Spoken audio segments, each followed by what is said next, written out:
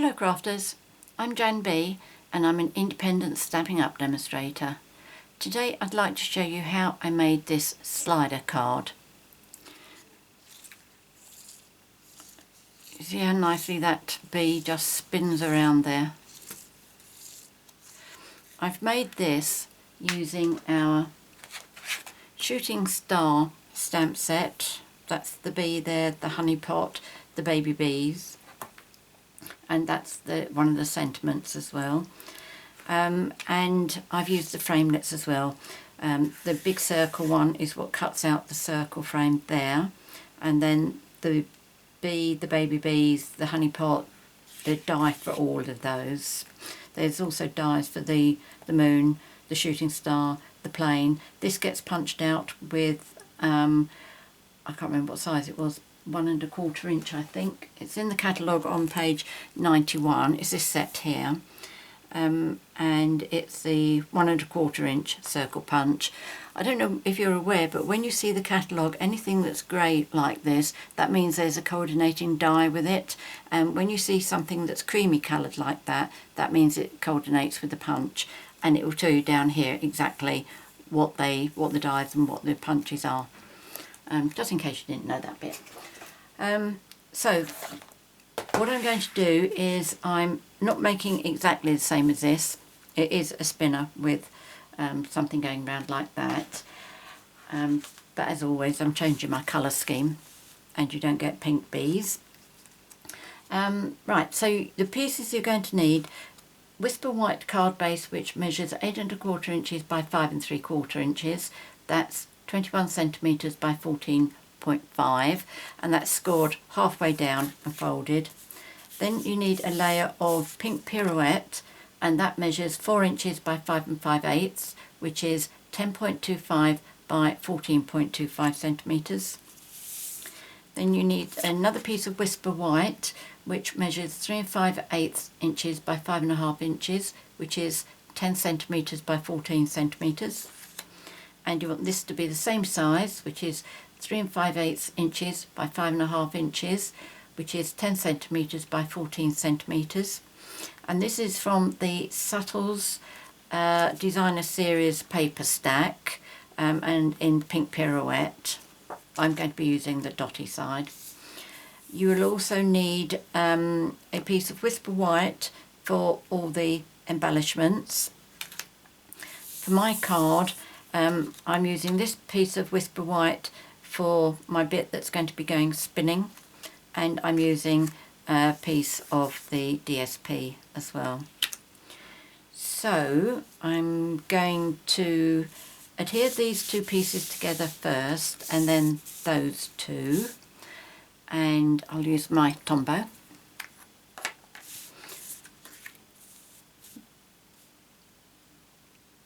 Obviously you can use whichever adhesive you prefer for this.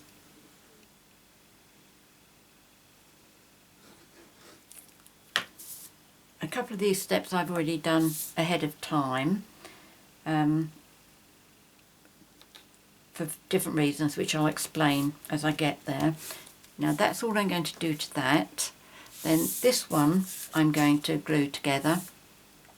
Now this is going to be my piece here, and I'm going to be cutting this out. So what I need is for this to be glued all over there. So I like to do this at the beginning so that I can put it on one side and allow it to dry while I'm doing the other bits and pieces. I actually did one of these earlier on, so it's really nice and dry now, but I'm going to do this so that I can show you exactly how I do it.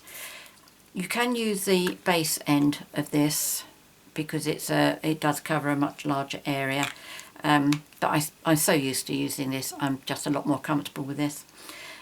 You could also use the glue stick as well. We don't stock that anymore, I don't think, but that it would be another method. You could also use your snail, but you would have to put quite a lot on. The thing is, once you've cut through here, you don't want this bit coming loose, so it does need to be stuck down really thoroughly. So the way I do it with my Tombow is I just go around the edge again as always, gently giving a squeeze. Now very gently, still squeezing, I just do a zigzag, a zigzag, a zigzag, then I turn it sideways, that way, and then do zigzag that way. I found that by doing it like this, it puts enough glue on so that it holds the circles together. Obviously you don't need to do the whole part down there. I just find it easier in case I leave one area free and then tip it around the wrong way when I'm cutting. Right, so what I do then is, once I've got all the glue all over, I adhere this on, and it should be the same size.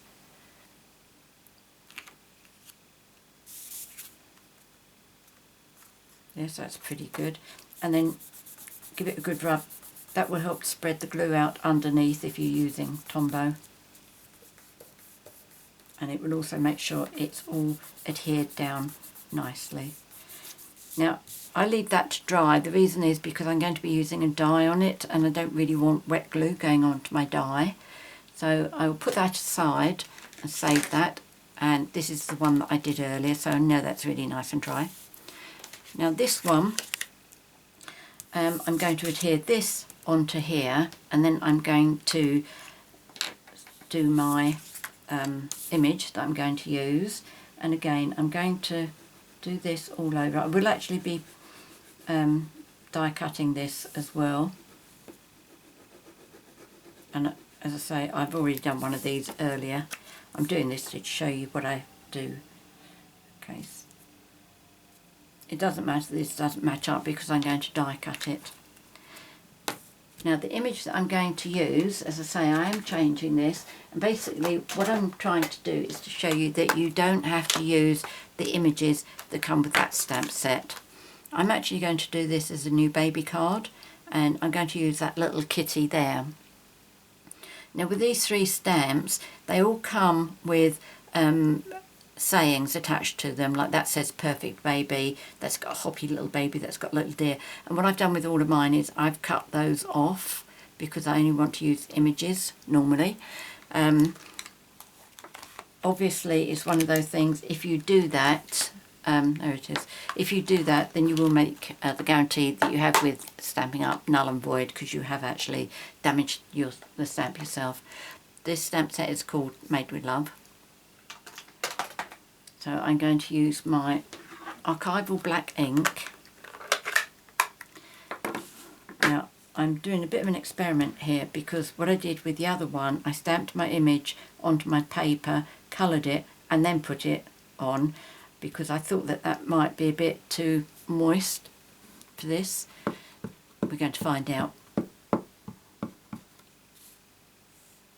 Alright, put this in the middle because I'm going to use a circle die on it.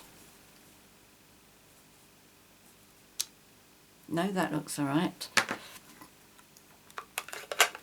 So close that, and now I'm going to use my pink Pirouette 10 to colour this.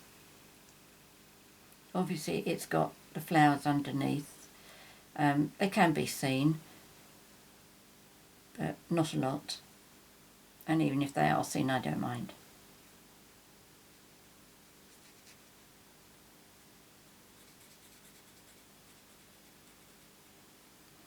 I'll just colour this in.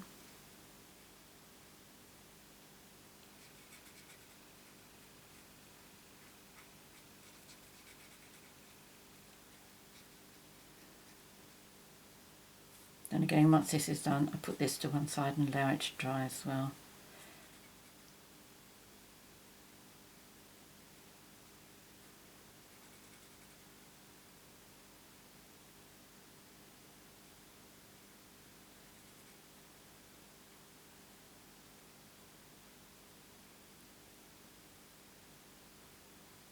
There we go.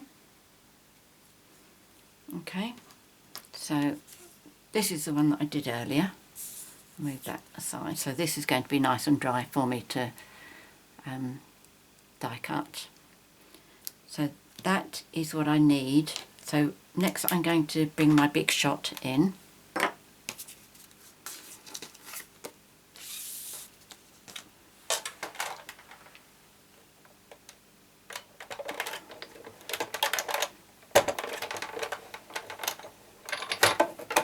what I need to do is, for this sheet, the die is this one. One little tip for you, if you're going to do use this one for a slider card, apparently, I haven't tried it, but apparently it's a lot better if it slides a lot better if you use this as a smiley face, as a smile, rather than a frown. Okay, so smiley is better. Right, let's pop that back in there. Now this, I just eyeball this, and what I'm looking for is to get the same sort of gap either side here, and about half an inch there, I suppose. That just looks about right. Shall I measure that so that we do know what I'm talking about? So that is 1, 2, that's about, that's a fraction under half an inch. So centimetres, yes, more like a centimetre.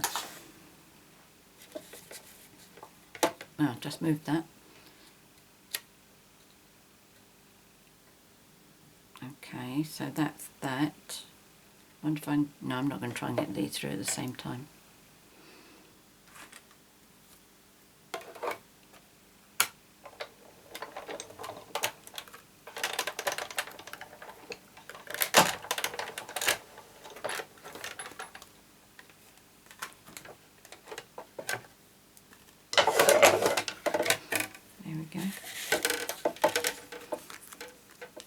Okay, so you finish up, those are the pieces that you need, and you also finish up with this, which I haven't decided whether it can be used for something or not, because you do get little indents here, 4 of them where these have been, but I'm not throwing them away yet in case I think of something.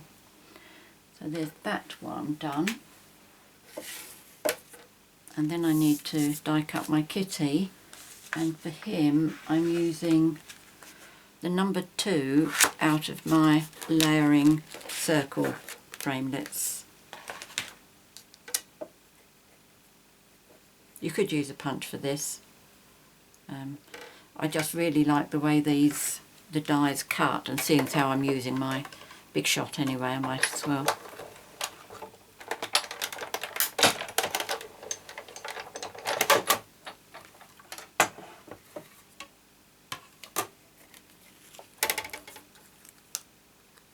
There we go. That's going to be my spinner part. So let's pop that back in there. Put that over there, and that over there. So we can pop this away.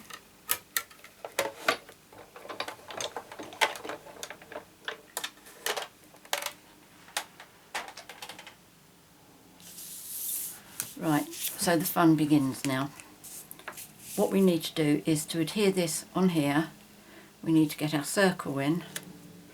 This is our spinner bit that's going to be going round, and what I use to attach my spinner is I use 2 5-pence pieces.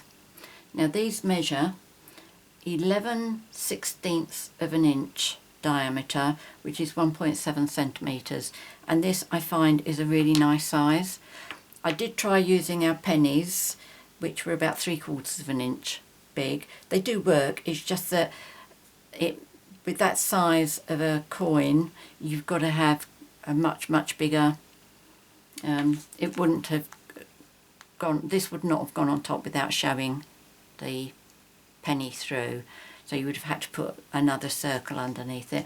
I've got one that I had to do that to earlier on, so I can show you exactly what I'm talking about. But these work really nicely. So the first thing I'm going to do is I'm going to get this one attached, and we use these beautiful long strands of sticky strip. Not sticky strip, I can't think what we're called in these, but it's like the dimensionals, but it's in long strips, and it's twice the height of dimensionals. I believe the dimensionals are a 1/16 of an inch, and I think these are an 1/8 of an inch thick, if I remember rightly. Let's turn it round the right way. Yes, this is an 1/8 of an inch thick. So that really is a nice height, and it's a right height for these to spin round as well. Right, so what we need to do is, oh, I know what I should do first. To get these two together, that's the best thing, because you will see I use these as testers. You need to take one dimensional and you need to round the corners, because this is going to be rolling around. You don't want those pointy bits on it.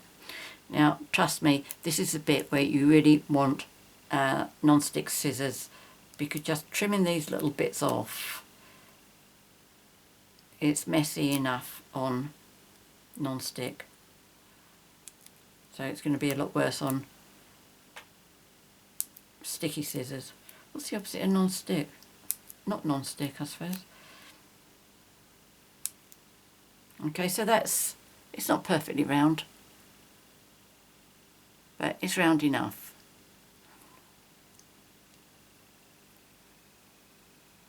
There we go, see, it just picks off if you got non-stick. Let's pop that in the bin there. Right, so just pop that into the middle of that. Take the top off and then put the other coin back on. Or at least put the other coin on.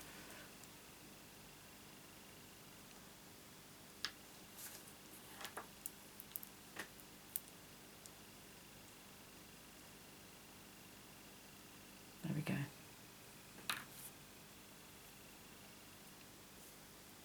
Right, now let's get back to this piece. Now, the reason I do this is I slip that into there where it's going to be sitting, and that's as far in as it will go. So that tells me how far I can put this, because from the inside, I've got a bit of fluff on there, because from the inside you're not going to have anything touching it.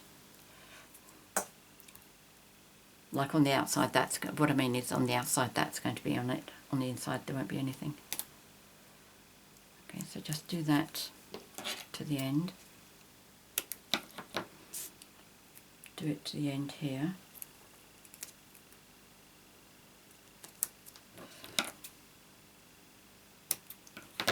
Save that bit for the time being. Now I want to put a piece across here as well.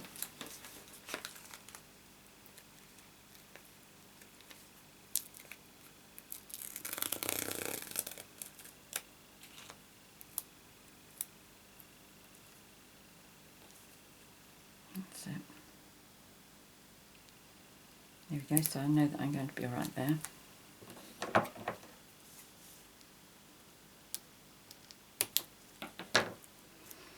Now this is the bit at the side, you just can't put any of this tape down. That is just too close to the edge. You may be able to squeeze some on, but I really would not recommend it. So what I do is I put that piece there. Come on, get down. And then I hold this and just run that through to have a look. And then when I feel that I've skirted past enough, then that's it.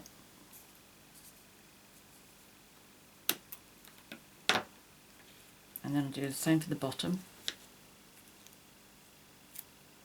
Put that piece on and hold it so that I can see that running around. It's coming a bit close now, so you'll find that there won't be much exposed. Now you should be able to just put that piece down there, that piece down there, but that's assuming that that is the same distance from there. I don't trust myself, so I'm going to check it as I go. So put that down. Bring this round to check how far it's coming. Right, I'm going that far.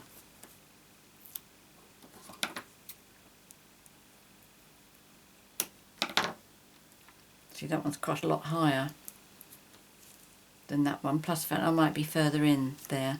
So it really is well worth the effort of actually checking as you go.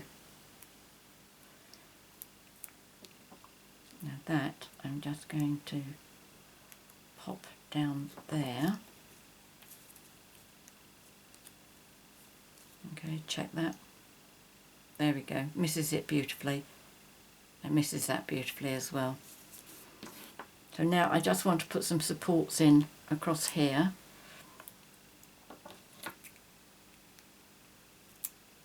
And I also want to put some supports across there.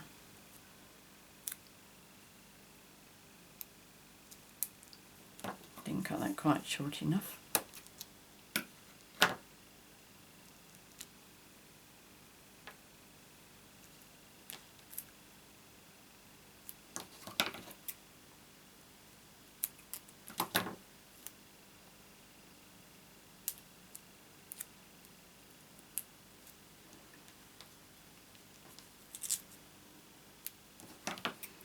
Another bit for the top corner.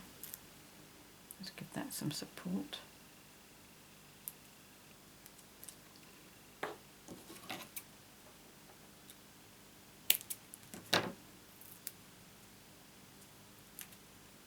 And some for there. There we go. I'm happy with that. Now the easy way of getting this onto your card, oops,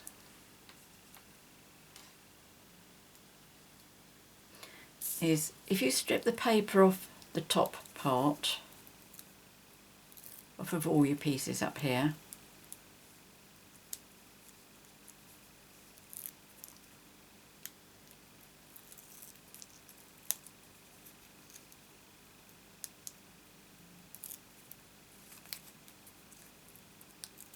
there we go. And what you need to do, if you line up this bit here, which is where you've got it's all still covered, you can place that down, it's not going to stick anywhere, but hold this piece up so that as you're getting this into place, that's not going to grab down there, not until you're ready for it. Now I'm going to bring this down a bit.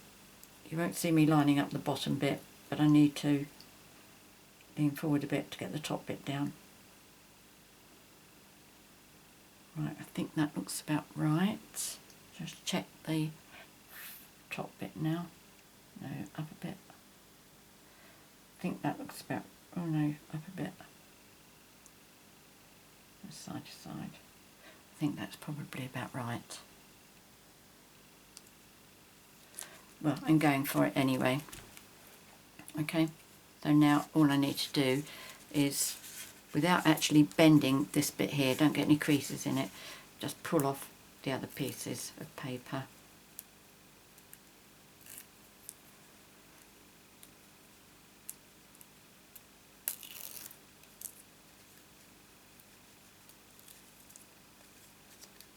If you like, you don't have to do the this layer in like I have. I like the extra layers and seeing the bits underneath. You could do this the same as that size one, that pink one there.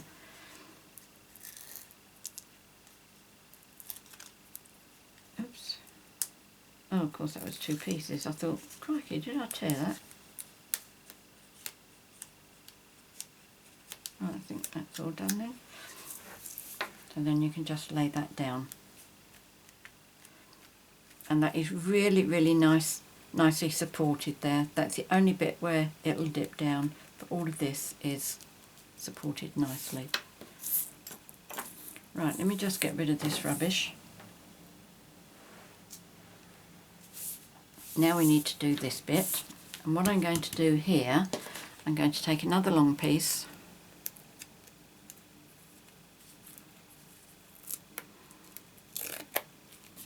And just to show you, if you slip your coins back on again, if you don't have coins as small as this, you can always use washers. The fact that it's got washers have holes in the middle doesn't matter, because your dimensional and your topper will go with that, so it doesn't matter. But that just shows how much space I'm losing there. So what I'm going to do with this one is I'm just putting this round and leaving plenty of room.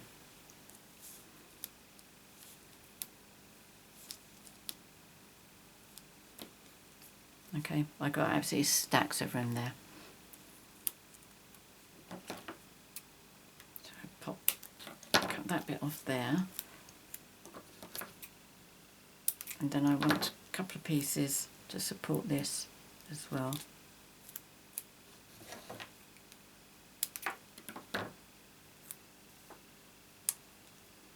Okay. I could have brought that out a bit, I suppose. Let's get another bit.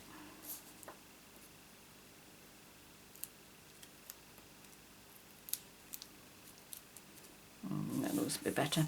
Right, okay. So what we do with this one now, this is the only really tricky bit, slightly tricky bit.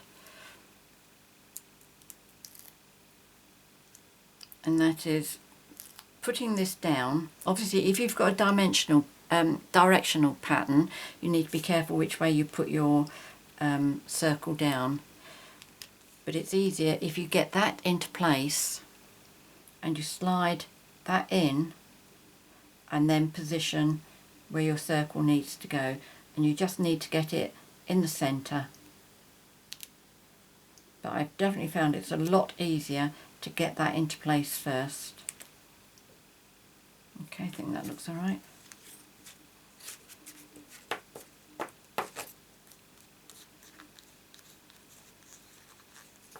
Okay, let's go for it. Now this will take a few turns going around before it will go smoothly, because it's got to wear the edges of the dimensional down.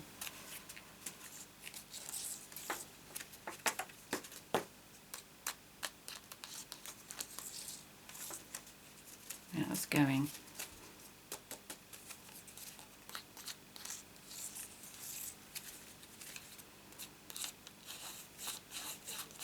And cheat. A little bit of cheating here to give it a bit of encouragement.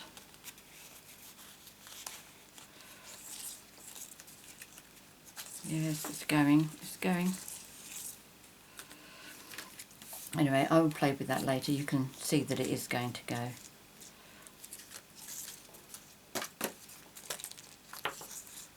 So now I'm going to put my cat on here. You could put it on with the dimensional, or you could just glue it on. I think I've been doing dimensionals on mine.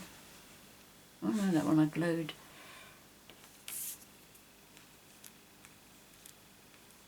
No, I think I'll do this with a dimensional.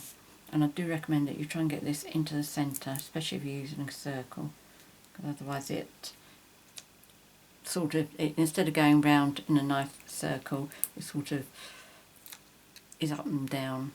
Don't know quite how to describe that. The only way to find out is to actually experiment with it. Right, okay, now I've got to try and get this.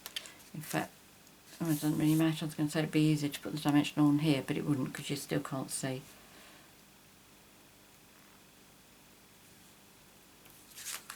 Okay. Looks a bit lopsided. Are you going to come off without tearing for me, please? Thank you.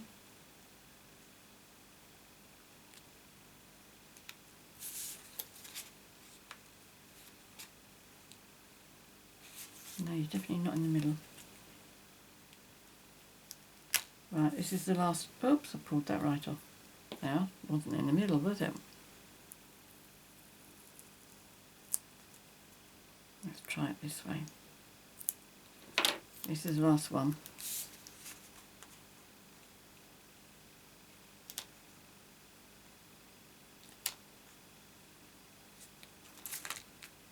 Right, okay, let's say that's it.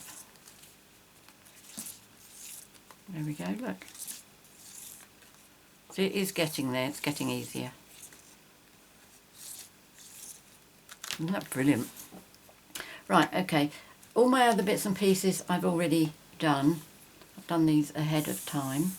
For my centre, I've done this little circle with the little booties on it, and that I've done from, which stamp set was that? Oh, this one.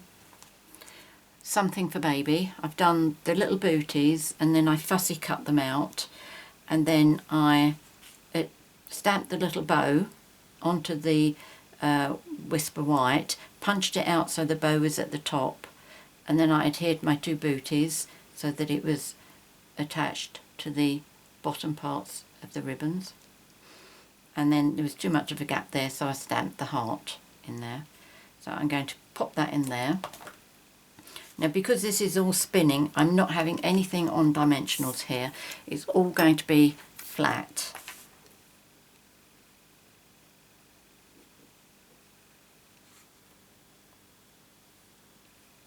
So I'm putting glue as far around the edge as I can. Obviously I don't know what this looks like because I haven't been able to put it all together, and this is a first. There we go, so there's that one. The sentiments that I've chosen, this is from Baby Bear. So that's Hello Baby, Welcome to the World. That's this stamp set. Hello Baby, Welcome to the World. So I'm going to put this down with with Tombow.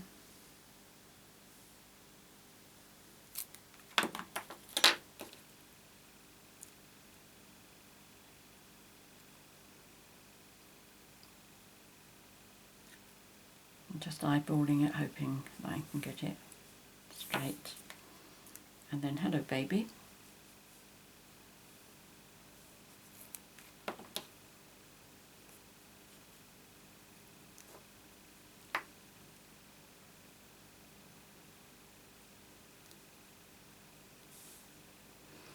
And then I did some little chicks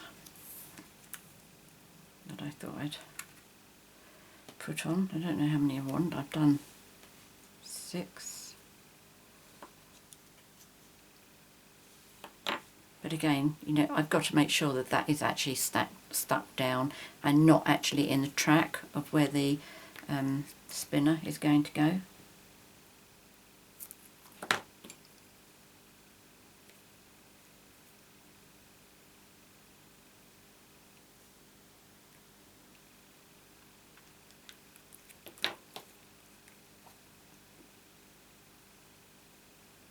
These have been coloured in using marker pens. I've used Daffodil Delight for the body and Pumpkin Pie for the beak and the feet on the mummy duck or daddy duck, whatever. I'm just popping these on at different angles.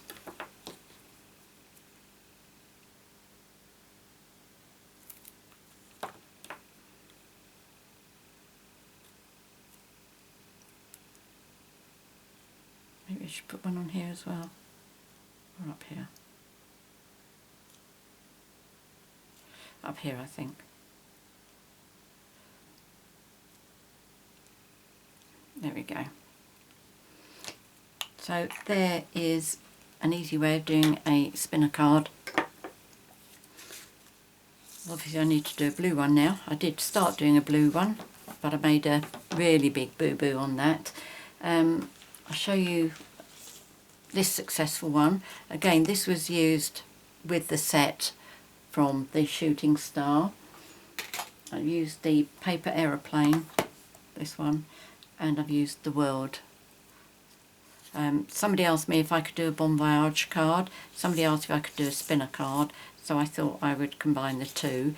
I didn't actually have a sentiment for Bon Voyage, but at least this is an idea, plane going around the world. And I've used some, bought some extra colour in it because that was the only colour there was, and I thought the plane was a bit bland because there was nothing else on there. So I put some Wink of Stella on the hearts and on the plane. And my boo-boo is this one, which is what I tried to do for the boys.